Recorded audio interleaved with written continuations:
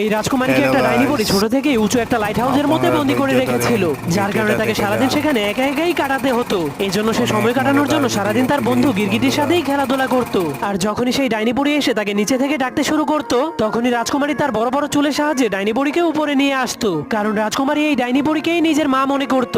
এই জন্য সে ডাইনি বুড়িকে বলতো, মা তুমি আমাকে এখানে একা ফেলে চলে যাও কেন?